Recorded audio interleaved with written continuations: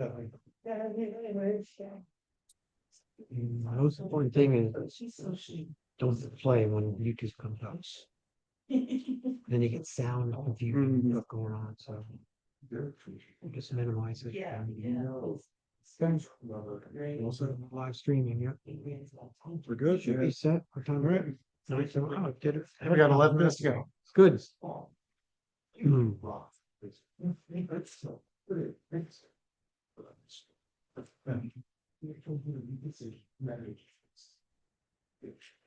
Yeah, so the thing, how big. No, no. Actually, I get all my. Because stuff. So I've been spending this thing, we're doing makeups. Yeah. On that. Right now, I want to do a joke. It's like a lot. Yeah. So small one. Yeah.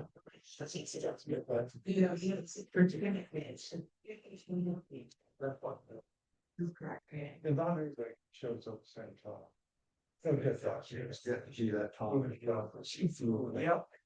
You never know, but yeah, he used to be a plan. So they put us in the theater. Okay. And it's really nice thing, it's like this. It's all right. So you say, you down here, the stage you don't want to go up on. That's what the screen is, and then they're down there. And we can't, and then, yeah, if you want to, bring a thumb drive, because, some people, and John has. Yeah, me too. Yeah. This machine apparently doesn't qualify. So, it's like if I'm fly, and then we get right up. Yeah,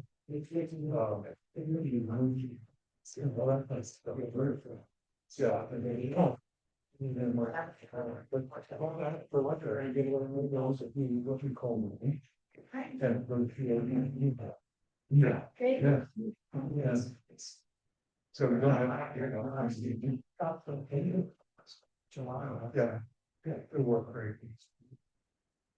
Moving. Still working.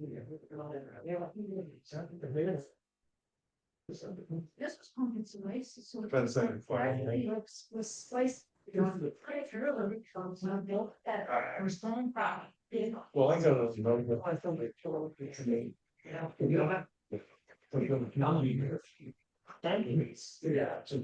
Yeah. Grab a popcorn, grab the normal half that. Luckily, I have like style and bring it down. I'm running the machine.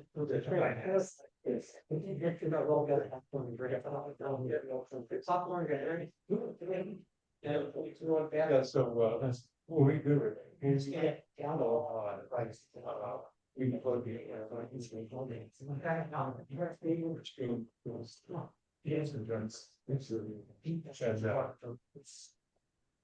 and then we sign in the gas. And when's it? We usually get Just me. about 1 year and What's going? Good. yeah, no. And you'll love it.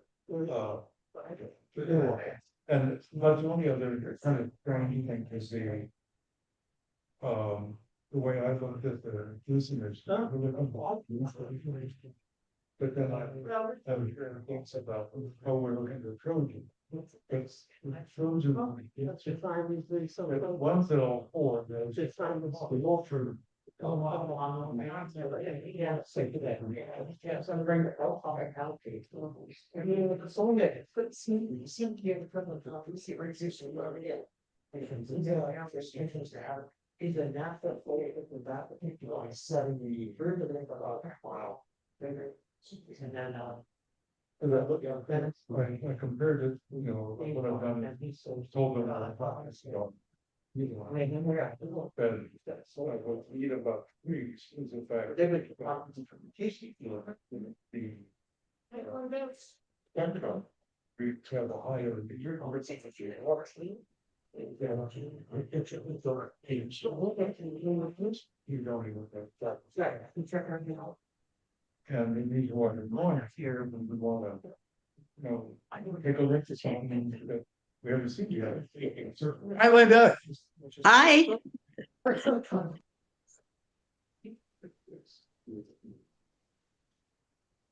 Nice to see you again.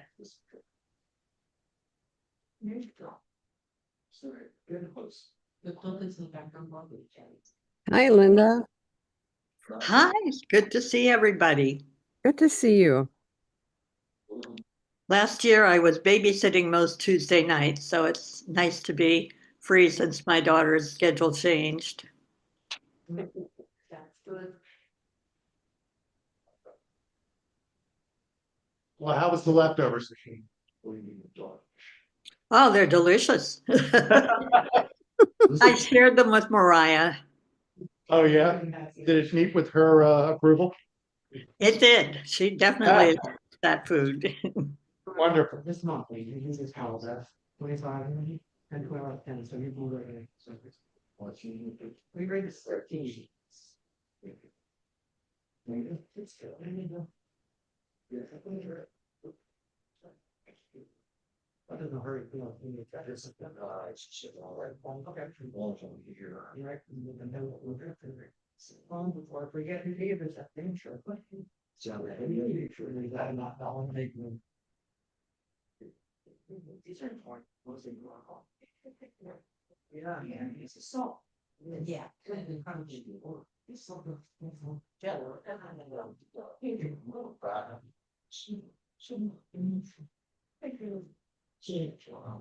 What's the application, you know? So, I think it's a small second,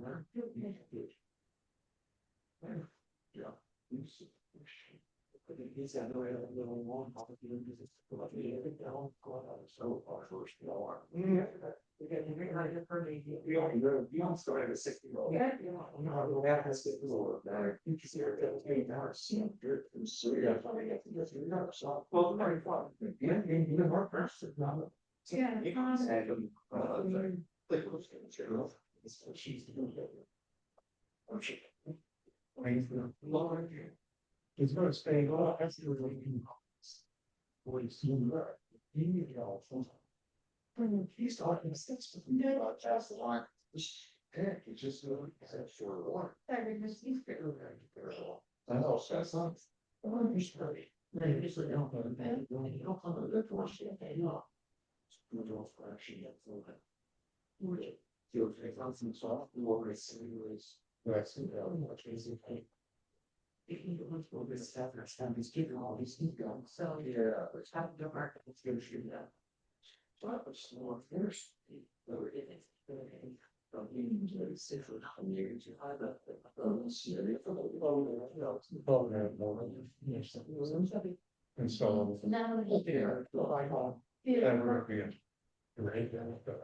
you jump test. They stick every day. They don't look at the big obelisk. You gotta come out and there's so much training. And like that, what I was at least.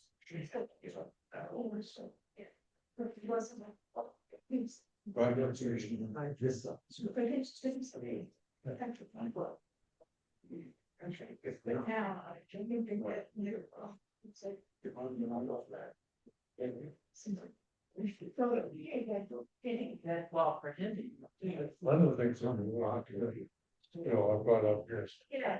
The ISO, the interstellar outback, seaports are all over.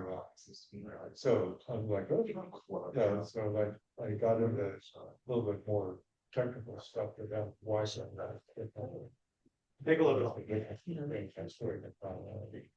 So they got into that one. Then we can touch down on, because I'm gonna do a whole thing on all of this. What are rooms what I'm moving it.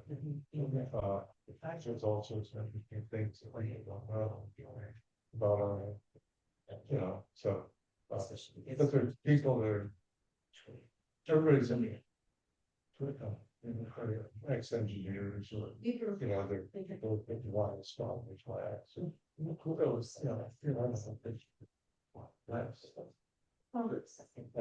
folks started playing, I wait for it. But I say 9:30, they start getting out of bed.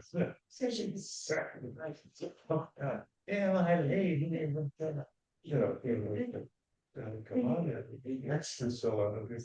Only you should be. Yeah, we'll have enough. What I do is I kind of. I think so. Catch them people on it. Yeah. What's new. Yes, that's actually almost. It's not.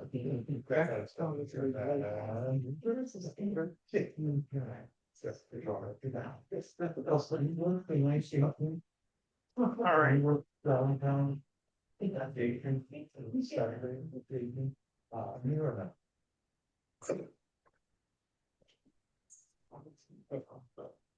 Okay, everybody, let's get started. For all those who are here, welcome. For all those out there in virtual land, welcome to. This is our October meeting for the Judge County Astronomical Society. And if last month didn't bend your brain a little bit on cosmology, it'll be interesting to see what this month does. First and foremost, I would definitely like to personally thank Dr. Huff for, in spite of these challenging times and everything that's going on with the government and NASA, still agreeing to speak with us. So thank you from the bottom of my heart. Other business I'd sort of like to toss out there. We are approaching our holiday party in December, but as many of you may have noticed in the recent press, Iron Hill Brewery is no more. They went chapter 11, they are bankrupt, and they just precipitously closed. I am looking for a new venue with which to have our holiday party. I will email everybody and let you know as soon as we come up with something that's suitable, reasonably priced, and something that can accommodate us all. So stay posted and save the second Tuesday in December. We usually use it for the same night that we would normally do a meeting. So we'll let you know. In other news, I believe we do have some events coming up. I have no slide on that. And Don will have a slide on that. For anybody that has any business with the observing chair at this point, Don Miller is swamped right now between moving, a wedding for one of his daughters, I believe. He just can't do it right now. So any questions or problems, email or get in touch with me, or if you can't get a hold of me, get a hold of Bruce or Jerry. We'll get it sorted out. We pretty much have the schedule made for the year, but I would like to announce that the Friday event has been canceled. They only had 3 people sign up for it, and we didn't have anybody to lead it. It just didn't seem like it was worthwhile to do. And without a leader, it's pretty tough. So we are definitely canceling that one. But we do have still a couple more events coming up. And this week, I believe we have 2 solar events that are going to happen this week. So with that, I'll let Don get right to it. Okay. Just a couple slides, not too many.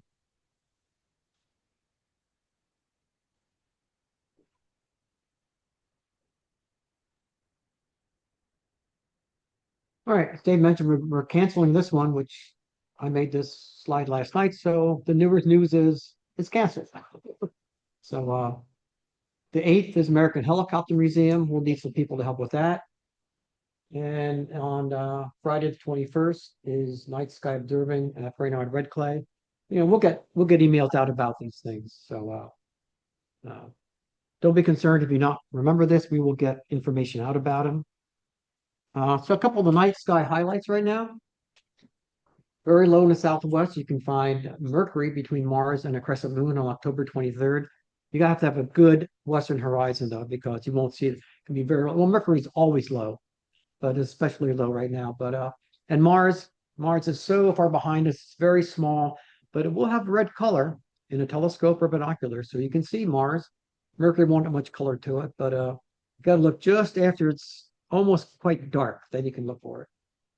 Saturn has been the hit of every event we've had this fall, and it's going to be high in the east, basically all evening, right?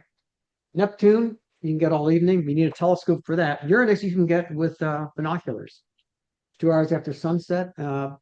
But it's better when it's high in the sky. So that would be like after midnight. Of course, wait a month or two, and Uranus will be in center stage. They have a meteor shower October 21st, and there is a comet, Comet Lemon, which is looking at that might be at least binocular visible by mid-October. All right. You have to use an astronomy app and do some star hopping to find it, but it is supposed to be out there, and it may even brighten more than they thought. So comets are like cats; they have tails and they do whatever they want. So we have to wait and see what happens with that. So we're going to do a real quick look at York County Star Party. So we're at David, Ann, and Barb and I went to the Astronomical League convention in Utah in June. And every morning they would give out some raffle prizes. The last morning was when they had the good stuff. So Dave and I were sitting there. Lo and behold, they called Dave's name. What did you get? I forget. Pair of binoculars. Dave got a pair of binoculars. We're sitting there side by side, and they call my name. I mean, what's the chance of that happening? You know, what's the chance? So what they gave me was it's called a Hestia. It's made by Velonis. It's one of these companies that make these very sophisticated advanced automatic telescopes, like a C-Star, but a higher level. They're like 2 or 3 grand. What this is, you just put your phone on top of it. There's no power. It's basically a big lens for your phone. So I took it to York County Star Park to play around, and I found this guy, Pete. Well, it's probably what, 200, 300 feet away. Oh, yeah. So it works. It works okay. I got a really good image of the sun. You can see many sunspots. Yeah. It's kind of fun to play with. Dave has this now because he's going to be working on a presentation about digital astrophotography for the spring, right? So Dave's going to check it out. We'll know more. These are fairly faint, but those that know the ET cluster, there's ET's eyes, his arms. So he's upside down, standing there like this. So that's NGC 457. And the machine, it comes with a very, very good app. It puts a watermark on here. Tell you what, this is a double cluster. And the cluster there. So remember this one. Remember what that looks like, because I'm going to show you. The other thing I did at York County was take my C-Star. Okay, so here's the same image, same object with the C-Star. Much better. Okay. The Velonis starts, I think, at like $200. The C-Star is like 500. So you get what you pay for. I got the Andromeda Galaxy. We had a great time. Pete was there. We had maybe 15, 20 people. I guess we topped out at in York County. It was fun. Several people from Delaware Valley Amateur Astronomer, DVAA. It was a great time. And I got M22, Globular Cluster in Sagittarius, M8, the Lagoon Nebula, and the Swan, M17. So it was a fun time. So if assuming he has it again next year, I really encourage you to try and attend. It's a lot of fun. So that's all I had. So Bruce, if you want to introduce Eric? I had something. Yeah, sure, Pete, go ahead. While we're on observing, of course, we had another cloud event at Hibernia. Yeah, it's all cloudy. But I did get a chance to talk to the ranger out there. We did have a couple of holes, and it appeared to me that the sky is much darker there in Hibernia than at BRC. And of course, at my home, I'm seeking a darker site. And talking to the ranger there, she informed me that yes, the park was closed at nighttime, but if we want to observe out there, we can go over to the lake. Chambers Lake? Chambers Lake. You go over to Chambers Lake at the parking lot, Chambers Lake. That is open all night long. And I actually made a little trip just to check it out. And the sky is fairly open over there and so on. So if you're seeking someplace, if you're like me, getting a lot of light pollution around here, Observing radiation, not changing its weight. Okay, it's good to know. Okay. So, hi, everyone. As always, it's a pleasure to introduce our speaker. As Dave alluded to, we're kind of continuing on the theme of cosmology, the role of dark energy and cosmic acceleration of the expanding universe. And so the speaker tonight is perfect to address that, maybe in a slightly different way than what we had last month with Dr. Bhuvanesh Jain from the University of Pennsylvania. So our speaker tonight is Dr. Eric Huff. He was raised in Arizona. From an early age on, he had an interest in physics, and so he got his bachelor's degree in astronomy, physics, and math at the University of Arizona in Tucson, and then a PhD in astrophysics from UC Berkeley. He's done work on a variety of topics, ranging from observational cosmology to tidal modeling of the surface features of a number of Jupiter's moons. But his main area of interest lies in studying dark energy and the question of cosmic acceleration, which we touched on last month, and I'm sure he will again tonight, and on using gravitational lensing techniques. Dr. Huff is also an expert on measurements of large-scale structure of the universe, and he's devised methods now used on the ground and in space for mapping out dark matter. He and his team work on a number of NASA ESA projects, including the Euclid Space Telescope, which we'll talk about tonight, the Dark Energy Survey, and the Nancy Grace Roman Space Telescope. So tonight, his title of his talk is Unveiling the Dark Side of the Universe with the Euclid Space Telescope. And again, to second what Dave said, really appreciate Dr. Huff talking, given government shutdown, a lot of challenges at JPL right now, so pretty tough time. So we really appreciate you giving this talk. Dr. Huff?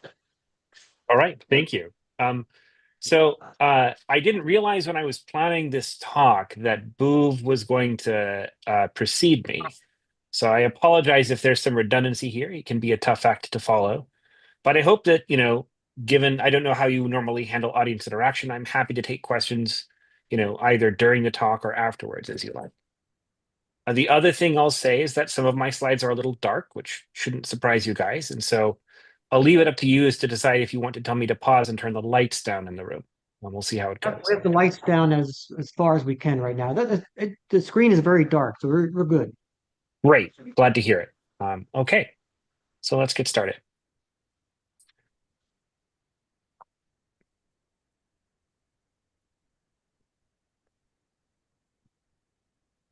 So Euclid is a mission that people in my community have been planning since about 2005 or 2006. It's been a very long arc, and we're sort of reaching the climax of a story that has been underway since the discovery of dark energy back in the 90s. So to give you a sense of the telescope that we're talking about, I'll come back and say more about the details towards the end of the talk. This is, a little over 1 meter in diameter. You can sort of see how the aperture of the telescope compares to one of the Airbus workers assembling it before it was shipped to Cape Canaveral for launch here on the left. I actually got to be there in July of 2023 for the launch at the Cape. That's not my picture, but one of the public ones from the consortium. We were, I think, 11 miles away from the launch, and so weren't allowed to actually see things up close in the center there. And even though we're still quite some time away from Euclid producing its first round of competitive cosmology results, even just the first few images from the telescope were stunning. So there's an example here on the right from the first public data release. So in this talk, what I want to do is sort of back up and talk about the basics of what it is we're trying to measure and how the observations from a telescope like Euclid will tell us about dark energy and cosmic acceleration. And then I'll go into some of the early data and the discoveries and what we can expect over the next year. And as I said, I am fine with you guys interrupting me to ask questions as we go along, particularly if I start to cover material that you feel Boov already handled to your satisfaction. We can go faster. Okay, so this is me. I'm from a small town in Western Arizona with dark skies, but not much else going for it. And I happen to be lucky enough to have a state scholarship to a college that has, some of the best astronomical facilities in the world. And through most of the arc from across the top of this chart, from when I was a student at Berkeley to a postdoc at Ohio State University, and then since I came to JPL in 2016, I have been mostly focused on trying to figure out how to make the measurements of the cosmos good enough that we can use them to say reliable things about dark energy. So let's back this up and sort of start at the beginning.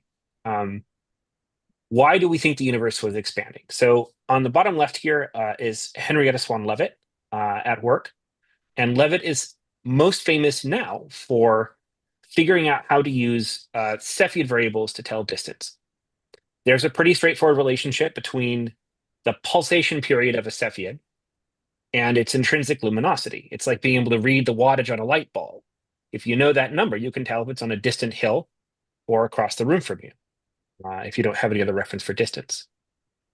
Without these things, measuring distance in astronomy is one of the hardest challenges that we have to face. Right? On the right, I'm showing you the very famous VAR plate from Mount Wilson Observatory, which I can see from my apartment up the hill here.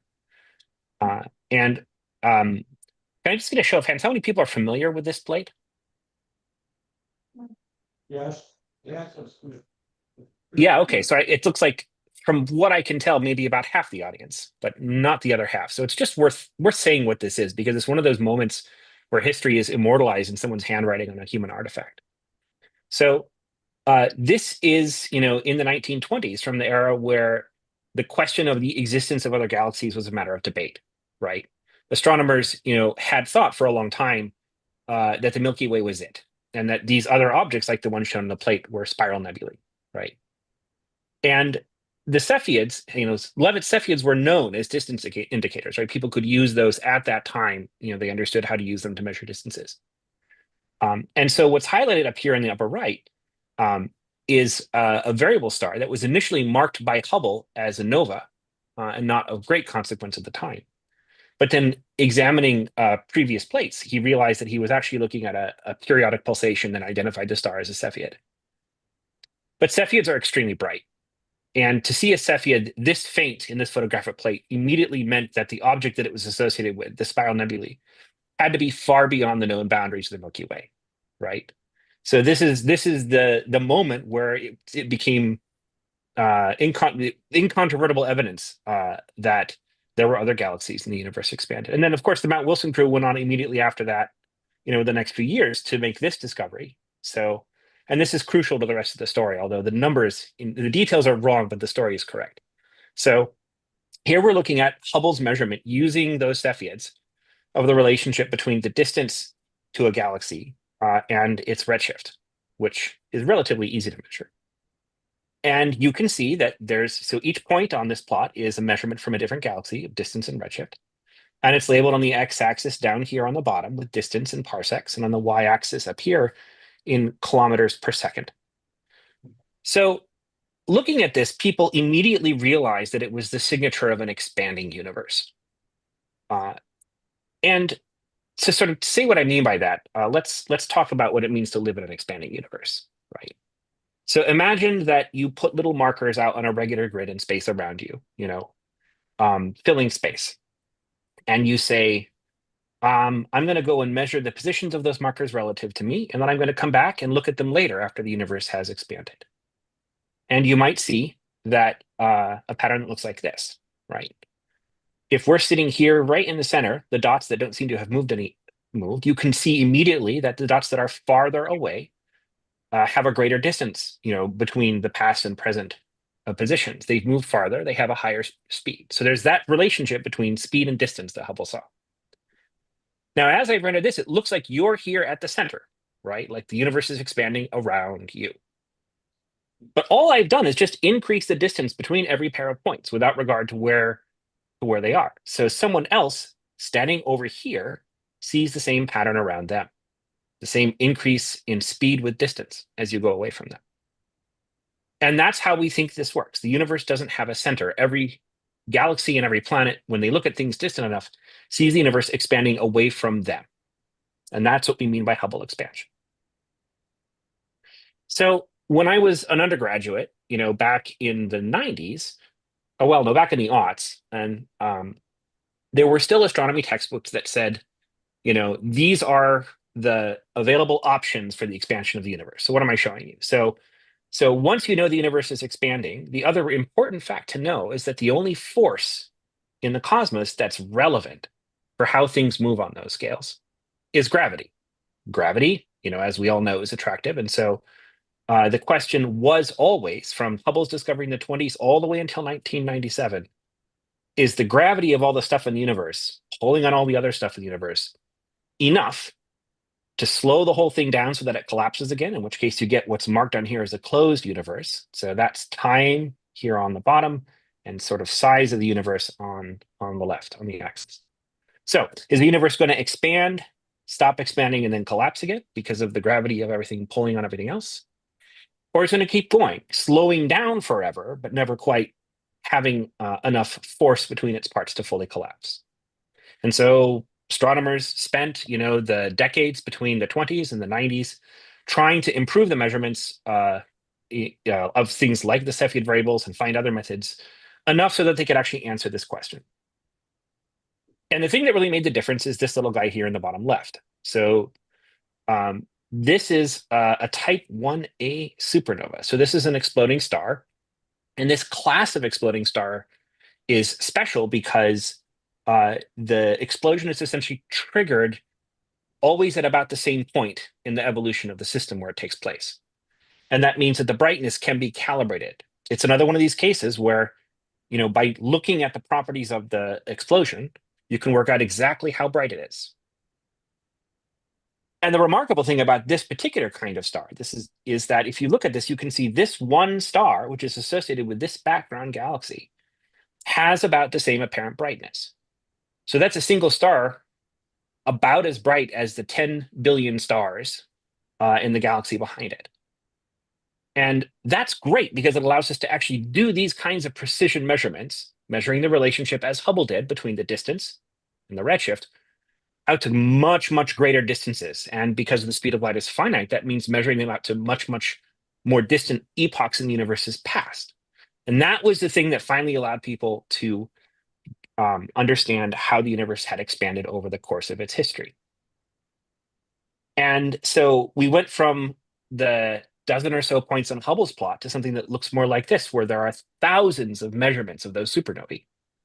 And we now have a model. We understand and now exactly what the expansion of the universe was over the course of its history. And we can say whether, which of the cases I showed you on the previous slide was correct.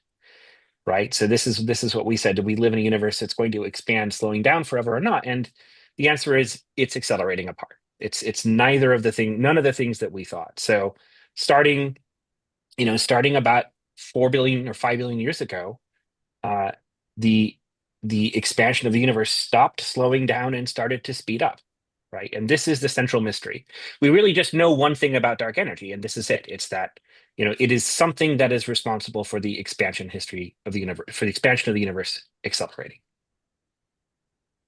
And that motivated the entire physics and community to start organizing around trying to say more about what this is. But it's an incredibly challenging measurement to make. And here's why. I hope you will forgive me. The equations are very brief, but I think this is something that people are happy to internalize. So I think most of us learned about Newton's law of gravity back when we were in school. There's a force between gravitating objects. It depends on the masses of the two. That's the m's here. And it gets weaker as the square of the distance between them. That's the r squared. In order to have a universe accelerate, you have to have something that acts against this law.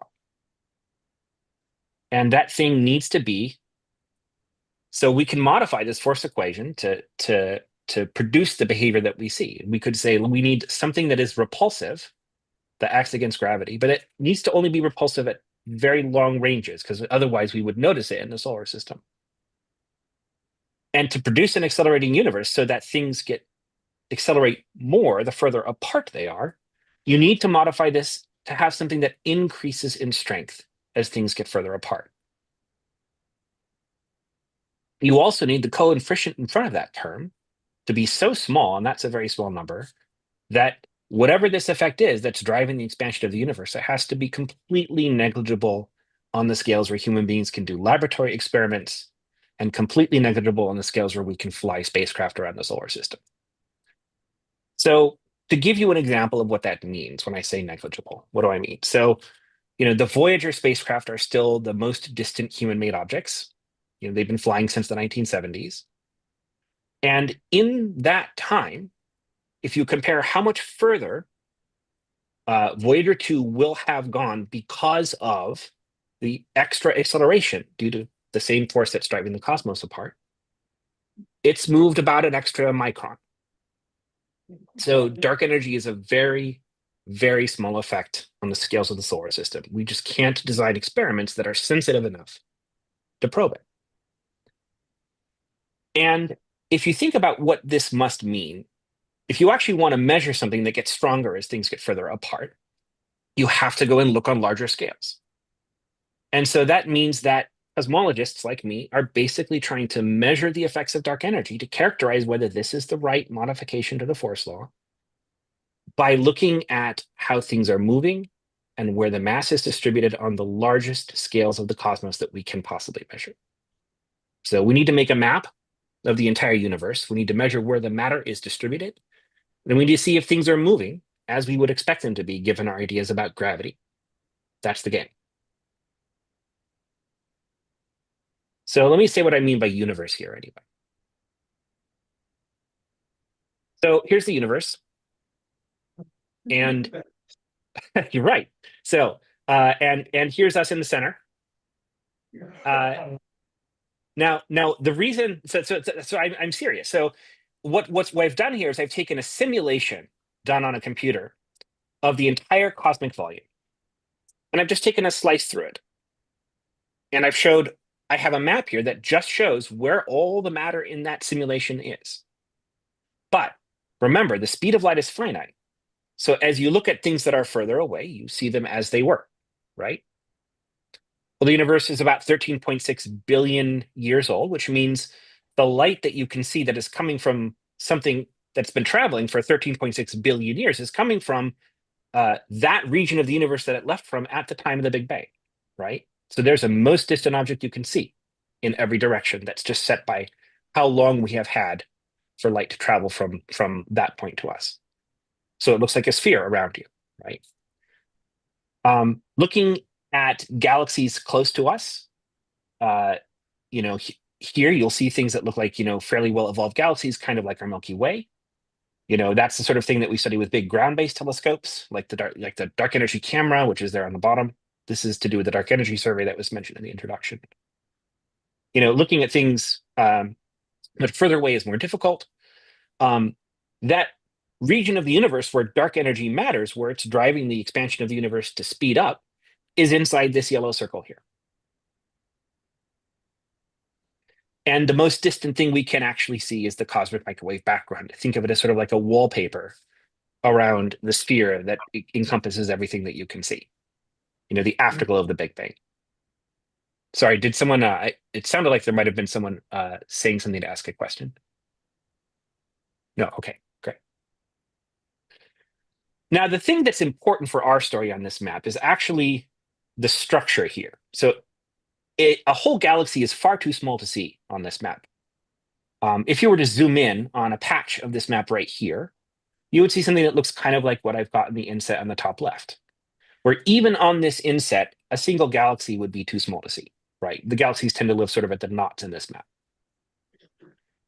If you were to look at a more distant region like this, you'd see something that's a lot smoother, right? So the important feature for us on this map is the texture.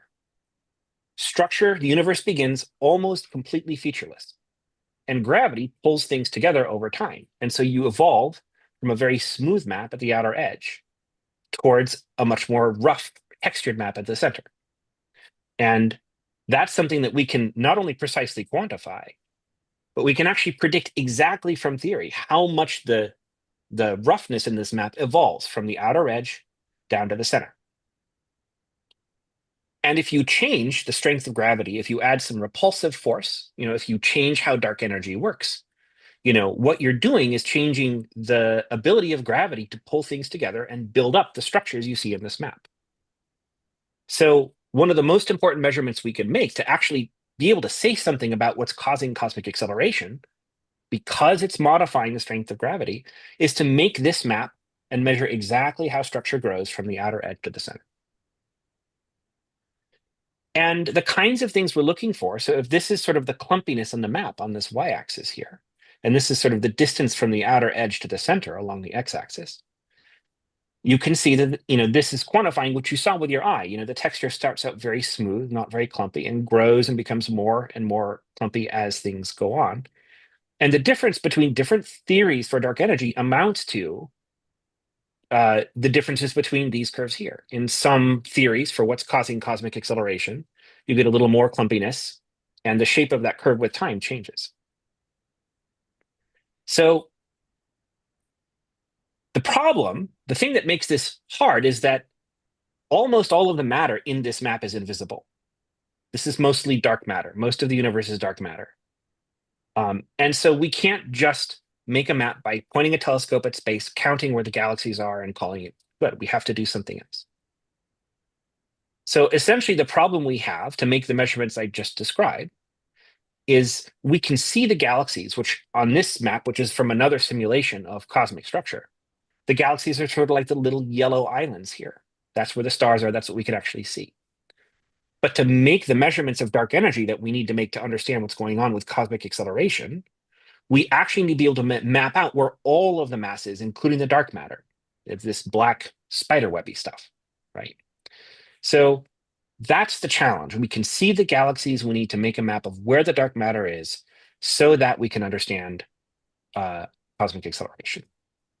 Now, the way that we do this is with a phenomenon called gravitational lensing. This is one of the main things that Euclid is designed to measure.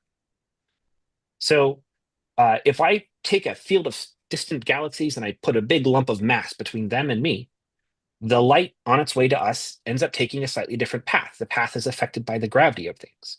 And two adjacent light rays don't take exactly the same path, and so it's a bit like looking through a lens.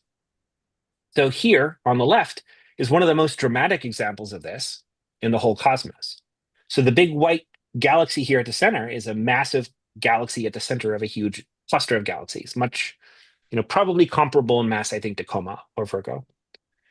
And the arcs that you can see behind this are strongly lensed galaxies in the very, very distant background. That's strong lensing. That's incredibly rare. It only happens when there are huge concentrations of mass, and so it's not very useful for building a fully detailed map of the cosmos. But if you look out here towards the edge, you can see individual galaxies that on their own, if you were to just see them in isolation, they don't look, nothing look particularly strange about them. But if you let your eye take in the whole pattern sort of towards the outer edge of this, you see that things tend to be oriented in a circle around the center. And that's weaker gravitational lensing. For our purposes, that means that if you were to look at one galaxy on its own that's been weakly lensed, you couldn't tell that there's something strange about it. You need a statistical measurement. You need to be able to see the whole pattern of galaxies in order to detect weak gravitational lensing. And if you can do that, then you can actually make maps of the large-scale structure of the universe. So it's a bit like this. What we're trying to do with these sorts of measurements is akin to looking through a thick piece of glass, seeing how the image on the far side is distorted, and then from that, trying to make inferences about where the glass is thinner and thicker. And in this analogy, the glass is serving the role of the dark matter that we're trying to make maps of. And the lensing that we're looking at is sort of akin to the weak lensing effect, which is across the top of this image. Now, let me show you a little bit about why this is so difficult to measure. The thing about weak lensing is that it's weak. So what I mean by that is, so here I've made a simulation of an image at sort of the resolution that you would see in Euclid. And this is just a tiny, tiny patch of sky, right? This is an arc minute. This is the smallest detail, this red arrow, that you would be able to see with your eye, right? If your eye were sensitive enough to see galaxies like this. And if I drop a bunch of dark matter right there, and then see how the image changes when these galaxies are lensed, you can see up here, there are some arcs. But what I want you to actually look at is this region here in the box, because this is actually typical of the kind of lensing that's created by the large scale structure of the universe. So we're just going to blink back and forth between lensing on, lensing off, right? So that's very difficult to see. Mostly the effect that we're trying to measure here is too small to spot, even if you know it's there and you can turn it on. So to measure the effects of dark energy, we basically have to detect tiny effects of the structure of dark matter on the shapes of galaxies in the distant background. And because the effects that we're looking for on very large scales, we have to do this over most of the observable universe. So what kind of telescope would you build to do this? So you need something, because the effects are so small, that has superb image quality. It's very difficult to do from the ground. It's much, much better from space. You also need, uh, you know, to have an incredibly wide field of view, right? So you not only have to have the finest possible details, but you have to have fine details over a very large area of the sky. Because in the end, what we want to do is survey as much of the observable universe as possible. So that's Euclid. So Euclid is a 1.2 meter telescope. It's designed to do exactly this. It has a big optical camera with a CCD. It's by CCD, I mean an array, a whole array of CCDs. That's each little one is a square here. Each of these is 2K by 2K. It also has an infrared camera, which I'll talk about less in this talk, but which is also doing important work. The infrared camera was built at JPL. And if you look here on the top right, what you see is a comparison between the size of the full moon, the 4x4 focal plane of Euclid, the infrared and the visual camera. And by comparison, this is the full focal plane of the James Webb Space Telescope, this tiny little patch here. It's similar with Hubble. So looking through Hubble for an astronomer is a bit like looking through the eye of a needle held at arm's length. If you want to survey the whole sky, it's going to take 100 years, right? So Euclid is the first of a class of optical survey telescopes that's specifically designed to be able to survey the entire extragalactic sky. And what I'm showing you here is a plot of the original survey plan. So this is a map of the sky with the Milky Way here. We're looking at distant galaxies, so we have to look out of the plane of the Milky Way, and those are the regions highlighted in color. And the plan for the whole survey is 6 years, and each year's observing plan is marked in color.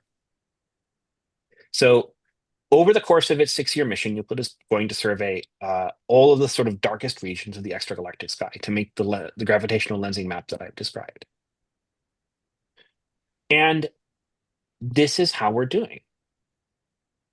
So the first major data release from Euclid, so when we make these images public so that anyone, including you, can use them for anything you'd like to, will be on October 21st, next year, 2026. It will cover all of the blue regions shown in this map, which I think amounts to about 2,000 square degrees of sky. And to get a sense of what that means, so what it looks like, so if you sort of take the whole sky here is this map on the top left. The largest mosaic that the collaboration has made so far is this yellow patch right here. And if you zoom in on that, you get this larger mosaic that sort of fills most of the image here, where you can see a lot of diffuse galactic cirrus, as well as, individual stars and galaxies. But this image actually has an incredible level of detail. If you zoom in further into this red box, right, you can see a factor of 3, a factor of 12, a factor of 36, a factor of 150, and a factor of 600 down here, right? So we're getting highly detailed images of many individual galaxies, as well as massive sky coverage. And the full moon is shown here for comparison. So I went ahead and took some of the data that's available now, and I made for you guys a mosaic to give you a sense of like how much better the Euclid images are than anything currently available from the ground. So this image here is a small patch of sky as seen by the dark energy camera on the 4-meter Cerro Tololo telescope in Chile. This is from a survey that I worked on. It's also trying to do the kind of gravitational lensing measurements I've described, but the images are significantly blurrier due to even at a very good site on the ground than they are from space.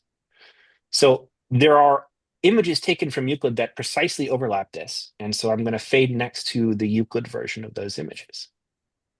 And here we are. So if we just sort of pop back and forth a little bit, you can see here, you can just barely detect the spiral structure in a couple of these galaxies here and over here, if you look carefully. But in Euclid, all of those details are clearly visible. And so when we're trying to measure gravitational lensing, which remember is looking for tiny distortions in the shapes of these galaxies, suddenly that's possible with this quality of image where it's incredibly challenging with the ground-based telescope. I may have gotten a little carried away and done this again in a much smaller patch of sky, so you can see the individual details, same image. And here's the Euclid version, where the spiral structure is clearly visible. You can even see knots of star formation in some of these spiral galaxies. So when you do a massive sky survey like Euclid, even if the thing you set out to do is study dark energy, just over the course of the survey, you end up learning a lot of other stuff. And so one of the coolest things from Euclid so far was the discovery in an NGC galaxy, something you guys can spot from the ground with an amateur telescope, of a hidden strong lens. So this is NGC 6505, and this is this Euclid image, and there's a publication out on this that you can find. And if you zoom into the center of this thing, you can see right here, this ring. And this is NGC 6505 has been a cataloged galaxy for a long time, but it wasn't until this Euclid image where people realized that there's a that this galaxy is strongly lensing a distant background galaxy. That ring is an Einstein ring, and it's the image of a distant background galaxy that is perfectly aligned on the far side of this galaxy from us. And so there's just going to be a huge number of serendipitous discoveries like this from Euclid.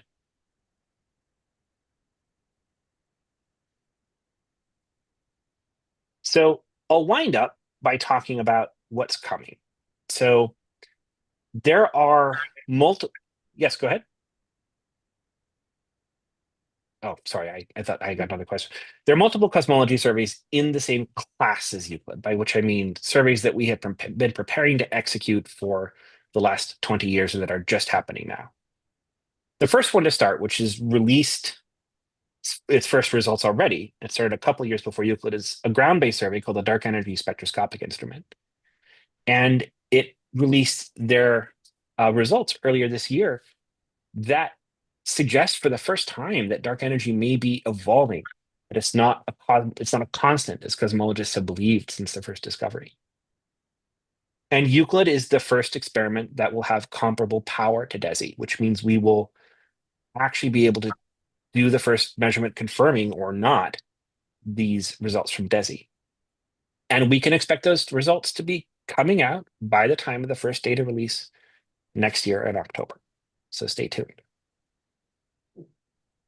So I'm going to wind up here, but I'm very happy to take questions and talk more about Euclid and cosmology. Thank you all for listening.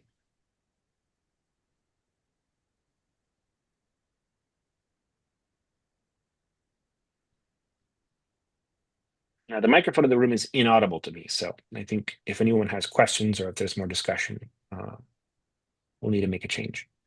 Can you hear us? Now I can hear you. Yes, good. I couldn't hear any of the clapping.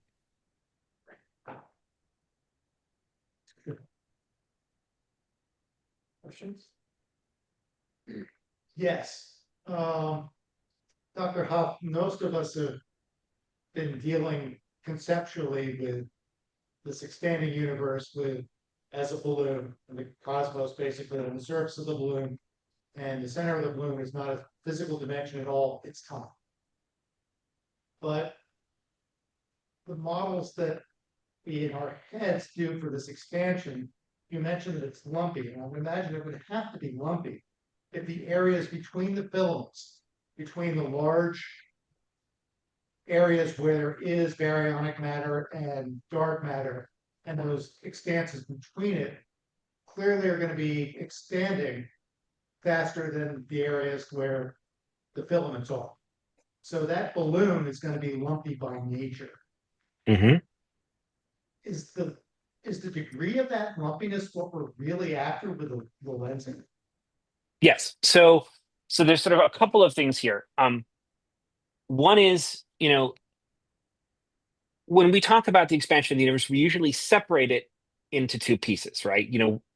One is the average background expansion of the universe as a whole. And that's what I was showing on this slide here. And that's what's the meaning of these curves are. If I just measure the average distance between any 2 points in this thing as a function of time, right? It doesn't matter which pair of points I pick, they can be anywhere in the universe. That average distance will grow like this. But of course, you and I are not getting further apart in any significant way. The local gravitational force is much stronger than the effect of that expansion. And when you build up a big pile of matter from a galaxy cluster, or when you have a big deficit relative to the mean, as you say, in a void, things near that will behave differently from the average, right? So you can, if you want to, think about that as the surface of the balloon being crinkled, or you can think about the surface being smooth and put the structure of the universe that we're talking about into a sort of think of that as a separate thing. It makes no significant difference for our purposes. But these measurements showing the average expansion history of the universe are the things that I think we can say were as well established. What they imply is the existence of this extra, thing that is kind of like a force acting against gravity, but we don't know anything about that. And the reason we don't know anything about that is that the measurements that we've made so far are not very constraining, right? We have a very, very, modest significance measurement that we have established in the universe, the averages of the, excuse me, let me say this again. We've established pretty firmly that the average expansion of the universe is accelerating. But because the signal is so weak and it's so hard to measure when things are even, hundreds of tens of megaparsecs apart, it's very difficult for us to say if that average behavior is all that there is, right? So, I put in this sort of simple modification to the force law. It's sort of a cartoon that people use to think about this conceptually. But we don't know that this is the right modification. It's probably not, right? We don't know much at all about the kind of physics that dark energy, that causes the accelerating expansion of the universe. So the reason that we have to sort of look at how structure is evolving on smaller scales isn't just to make better measurements of the average, but it's to sort of look for finer grained details in the evolution of cosmic structure that can give us some clue about what else is going on, whether this is just a cosmological constant or something else. Thank you. Pardon the simplicity or the elemental nature of this question, but in your examples of the detailed, one of your slides had like an unfocused picture and a focused picture. Yeah, but Oh, are you talking about these or are you talking about the ones later on? no, I'm talking about the circle. The Right. Slides one of the circles with this you are here in the middle. Yeah. Okay, these here. Okay, great. Okay, so you had two pictures on the left. One was of that, and the next. Okay, perfect. And you're saying that we are in the middle. We are in this diagram. We're in the center. If I were a person in that lower diamond shape, in the outer region, in the outer circumference, in the outer circle. Yeah. Would I see what the top picture is because I'm there? Is it that we are only seeing that as unfocused because we are at a distance from it? So this isn't so great question. Let me say a little more about this. So the difference between these two things isn't focused and unfocused, and I should have said more about that. It's that this structure here on the bottom left is the baby version of this structure here on the top left. So My- the contrast, sorry, go ahead. That was my interpretation of it. It was not your terminology, it was mine. Oh, cool. So this looks like this because it just hasn't had time to evolve into this yet. We're seeing this as it was a long time ago, right? And so if you were standing here, and looking around you at the present day, what you would see looks a lot more like this top left thing, just as you say. The reason these structures look different is because the further away they are, the longer ago the images of them are that we have to see, just because of the fact that light, is slow and lazy. Yeah. Okay, so if I were a person on a planet somewhere in that outer ring, I would see more structure. Yes, you would see structure. Like if that person in the outer ring, you there and then, is living 13.5 billion years after the Big Bang, as we are, then Yeah. you're seeing it at this time and place, right? It's going to look a lot like what we see today. Okay, that makes it clear. Thank you. So essentially that diagram is the Hubble line. Yes, exactly.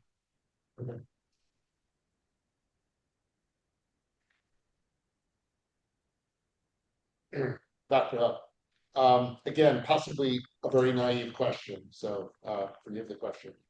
I wish people would stop apologizing for questions. These are all great questions. Given what we don't know or fully understand regarding the physics of dark energy, are you of the camp that dark energy is, whatever it is the explanation for cosmic acceleration? Or is it something about our understanding of gravity on cosmic scales, which I think, if I'm remembering physics correctly, even Einstein had some variations in his general theory of relativity. I think he called it the unimodal theory or whatever, that gravity may not always be the same as we understand it to be. Again, we were talking on cosmic scales, and does that altered understanding of what gravity may be on cosmic scale help possibly explain cosmic acceleration rather than having to attribute it to dark energy, whatever force or field or fluid we believe that to be? I don't know if I'm explaining that right, but it's just what is your general view on that? So first, I would say we just know that the universe is accelerating apart. That's it, right? We can measure the rate at which that's happening, but we don't have any more information. If you were to go and look in the, on the archive or in lists of published papers for theories to explain cosmic acceleration, generated by smart theorists, much smarter than me, people like Boove, you'll find hundreds of models, right? Hundreds of them, ranging from complex modifications to particle physics to attempts to create a theory like general relativity, but modified to explain things. And we do not have the ability today to distinguish between most of them. That's just because this is an incredibly difficult challenge to make. It's an incredibly difficult measurement to make, right? So I would consider myself pretty agnostic here. We have, strong evidence that this is happening and very limited detail, right? Now, the things to look for, right, the kinds of measurements that we could make that would immediately say, aha, what we're looking at isn't a new substance in the universe, but rather a modification to the force law, is, I'll just say it this way. If you know the expansion history of the universe, if you know which of these curves you live on and you know its exact shape, that's enough to make a precise prediction for how fast the structure grows, like on this plot. So there's an exact match, given a theory of gravity, between how fast structure grows over cosmic time and how fast the universe is expanding. If we make a measurement with Euclid or one of its peer surveys of this sort of growth of the large scale structure over time that doesn't seem consistent with the expansion history of the universe, then we know we've got something that can't be explained by what you're calling dark energy, by just introducing a new field or a new substance that has a sort of net repulsive effect. So those kinds of broad brush, like, consistency between the expansion of the universe and how the things inside of it are moving relative to each other. Those are the sorts of tests that we want to be able to do to distinguish between the models that you're asking about. Thank you. As a follow-up to that question, in addition to the mission that you've talked about, are there other missions that are about to come online in order to look at some of these same questions? And as a follow-up to that, if there was the next generation of either detectors or missions in the future that you would like to see to further hone this down and make these curves a little more manageable, what missions would you like to see? Well, that's a great question. And it leads, I think, to one of my favorite facts about cosmology. So first, there are four. There are four big missions that are trying to study dark energy, all of which are sort of either have started or about to start. The first one I mentioned was the Dark Energy Spectroscopic Instrument. That's using spectra to do a redshift survey. I can explain what that means if you want. It's mapping out where the galaxies are. It can't see dark matter, but it makes very accurate maps of where galaxies are. And the results from DESI have been, the first of those have been released, and it suggests that dark energy is evolving at an anomalous rate. Euclid was the second mission to come online, and as I said here, we are sort of making these maps right now. The third of the four big dark energy missions to come online is the Vera-Rubin telescope. I suspect, they had a big press release earlier this year. People are familiar with it. Rubin is also doing a gravitational lensing measurement. It doesn't have the image quality of Euclid, but it's a much bigger telescope. So even though their images are blurrier than ours, they're going to try and make up for that with much deeper images of the sky. So we'll see how that goes, but I think it's incredibly important to have missions with different strengths and weaknesses studying this topic, since the measurements are so challenging. We really, to believe any result that we get, we want to have multiple measurements. And then the last one of these, is the Nancy Grace Roman Space Telescope, named after the first head of the woman who introduced NASA to astronomy, basically. Roman will launch next year in 2026. It's also one of the missions that I'm part of the mission team for, and I'm working on, and just doing. It's sort of twice the diameter of Euclid. It's sort of the last word in gravitational lensing science. So those are the four big missions. They're all going to be working by 2026, and the results will start to roll in starting next year from Euclid, and then later from Roman and Rubin. So we'll have much better measurements of the properties of dark energy. And if the results from DESI hold up and we see something interesting, then as you say, the question is, well, what do we do next? And it's not actually clear what we do next. And the reason it's not clear what we do next is because we begin to run out of universe to study, right? So here's the Hubble volume right in front of you.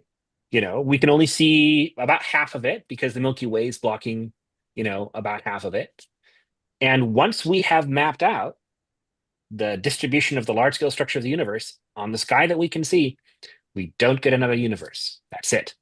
Things don't evolve on a time scale that we can afford to wait around for, given current grant cycles and the lifetimes of graduate students. And so we have to come up with other ways to do these measurements than the ones that we're doing right now.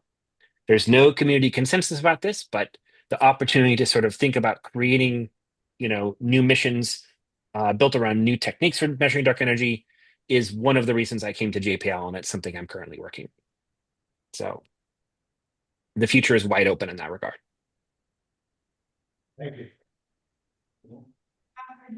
Question. How is AI involved in your work?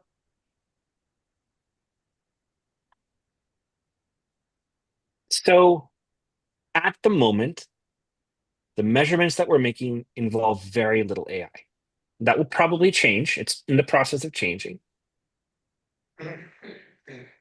But the reason for that is that the kinds of things that AI does well, which has a lot to do with what the big commercial companies developing it are interested in doing, are not the kinds of things that we need for this sort of measurement. What do I mean by that? So the gravitational lensing signal that we're looking for, I can write an exact equation for how that lensing signal changes an image. And if I know that equation and I have the image, I can get all of the information out of the image about lensing that it is possible to get. There's nothing AI can do to improve on that.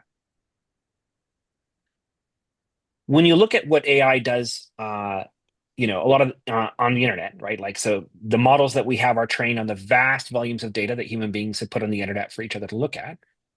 Those images are generally very clear and very high signal to noise, right? You can look at it and say, aha, this is a cat, Whereas, in the images I'm showing you here, the real challenge isn't saying, aha, there's a galaxy.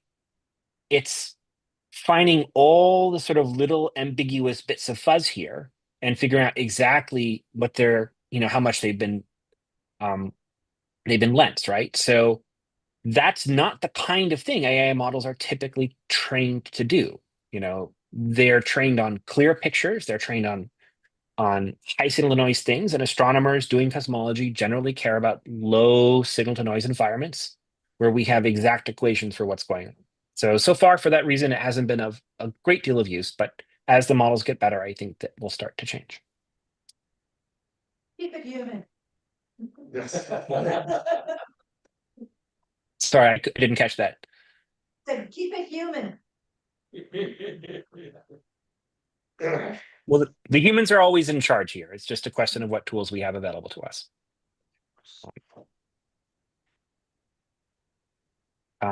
There's a question online from Mark. And so Mark's question is that whether Euclid will be able to use BAO to address the Hubble tension issue.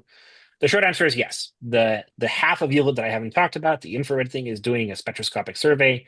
It's going to get measurements of the baryonic acoustic oscillations, which is what the BAO thing here means, that are as good as the ones we have from the ground, but at higher redshift.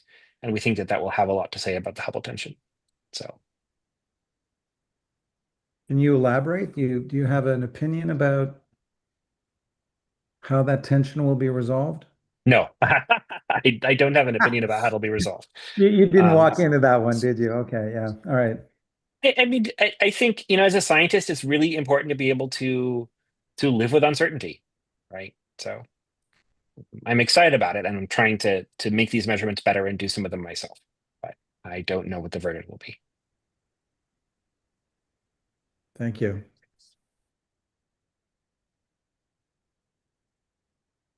So I think I have time for one more question, and then I should go. There's some JPL issues that I didn't anticipate that I'm going to have to deal with today. So does anyone else have a question or comment or correction? None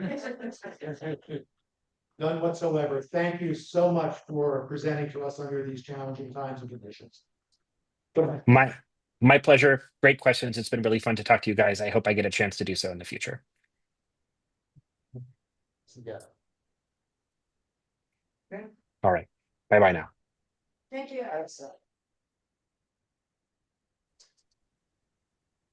Okay, my head isn't spinning quite as bad as it did last month, No. but The second time around.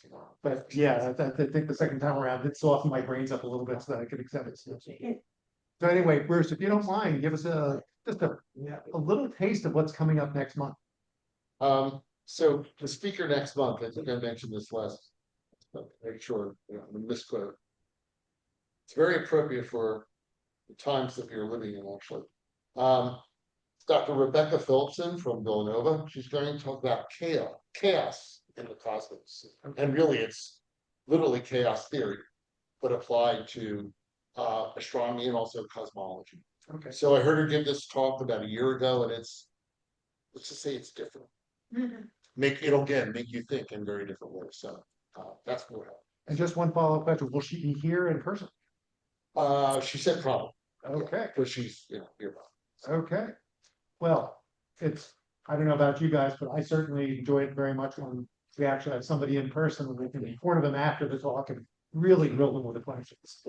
Actually, the next couple of people will, because the speaker in January is from Drexel, and then I think it's very Mark. So yeah. Yeah, but you don't get to grill me on the present. Yes. Yeah. Bring there.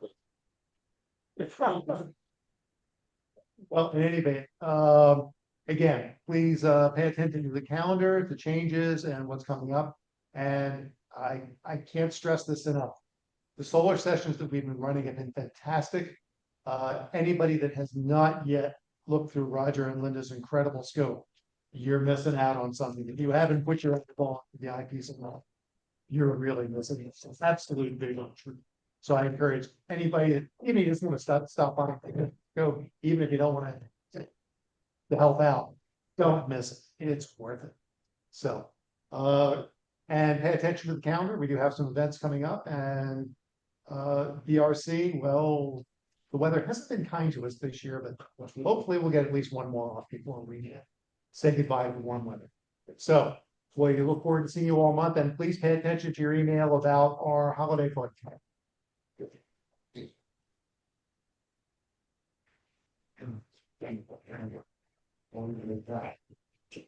Slower, share.